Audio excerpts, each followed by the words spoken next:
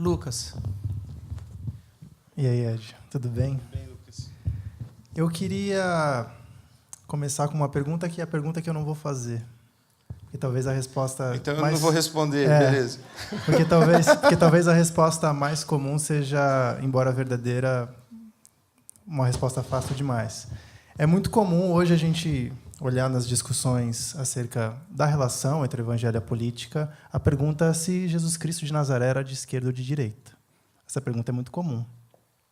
Alguns vão dizer que ela é plenamente horrível, outros vão dizer que ela tem alguma coisa a dizer. E, de fato, é um pouco difícil responder essa pergunta, porque tem algumas barreiras. A questão da cronologia, a questão de ser uma personalidade completamente para além dessas categorias. Então, por um lado, dá para dizer, obviamente, que Jesus Cristo não era social-democrata, socialista, comunista, anarquista, também não era liberal, não era conservador, também não era nazista, também não era fascista. Agora, talvez essa resposta seja muito fácil, porque aqui na contemporaneidade, muitos cristãos que se identificam com vertentes diferentes de expressões do cristianismo vão se dizer partidários ou defensores ou até apologetas dessas ou de outras categorias. E a minha questão é uma questão dupla. Em qual sentido uma pessoa cristã, hoje, nos nossos tempos, preferencialmente no Brasil, mas, enfim, no mundo em que a gente vive, ela pode ou não pode ser de esquerda, ou pode ou não pode ser de direita, levando em consideração as multiplicidades das expressões desses lados, que não são só lados, né? Eles são muito, muito amplos, muito profundos.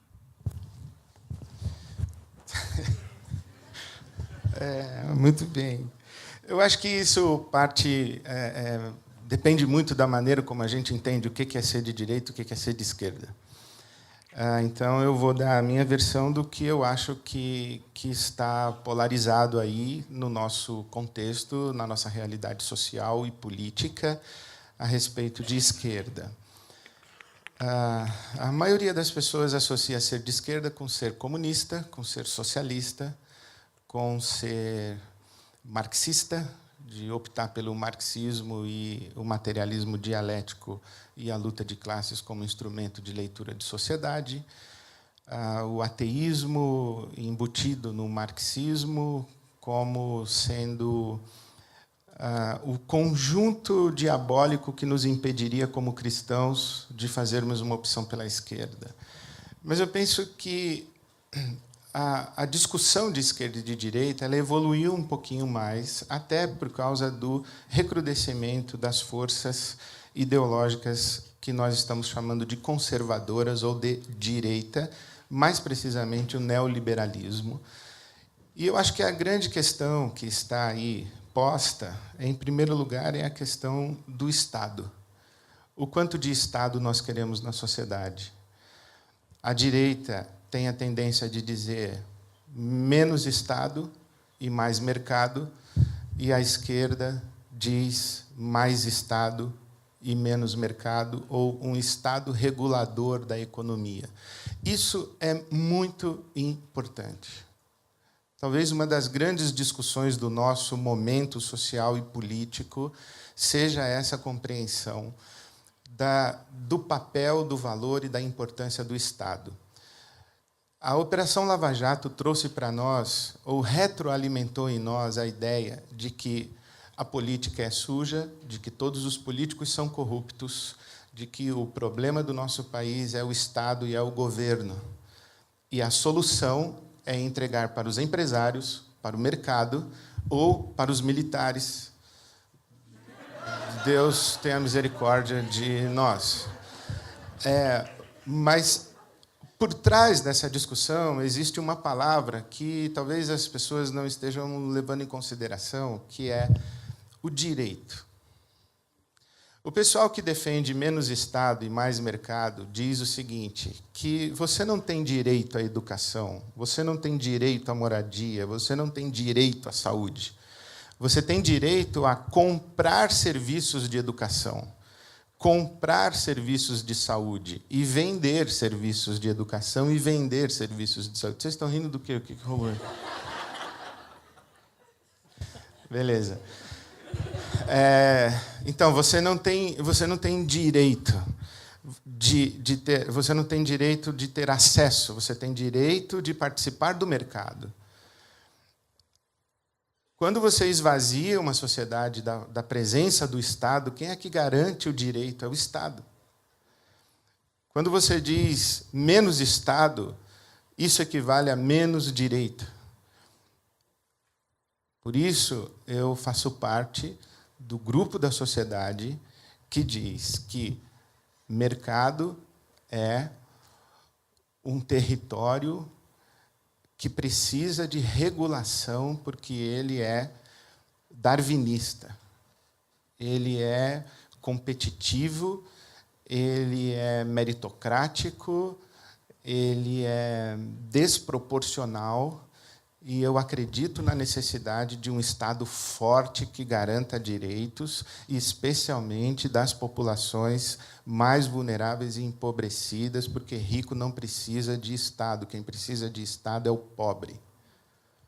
Rico tem plano de saúde, rico tem carro blindado, rico tem casa própria, rico coloca filho na escola paga. Nós precisamos de um Estado forte, de um Estado que garanta acesso à nossa população. A segunda coisa que eu acho que está em discussão na direita e na esquerda é o debate sobre direitos humanos. A esquerda tem uma índole, uma tendência e um pendor a defender mais as pautas de direitos humanos, e a direita menos. É uma tendência. A gente ouve que quem defende direitos humanos defende vagabundo, defende bandido. Ninguém se levanta para falar da policial que foi morta, só para falar do problema do vagabundo, do bandido e tal. Então, defender direitos humanos é uma coisa de esquerda. Bom, mas o país é um país, o Brasil é um país onde os ativistas de direitos humanos morrem assassinados. No ano passado, mais de 70 ativistas de direitos humanos morreram assassinados no nosso país.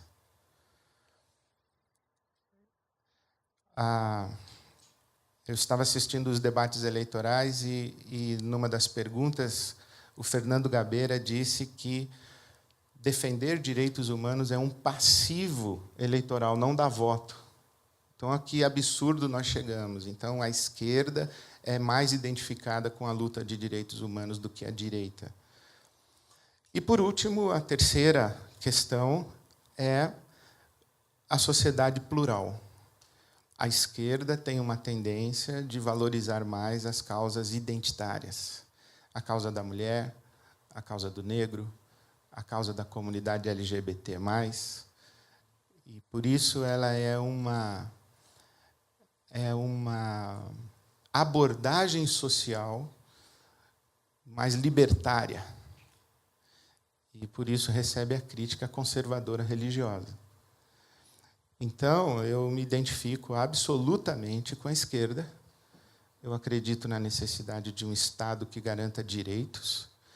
Eu acredito na legitimidade de todas as lutas identitárias.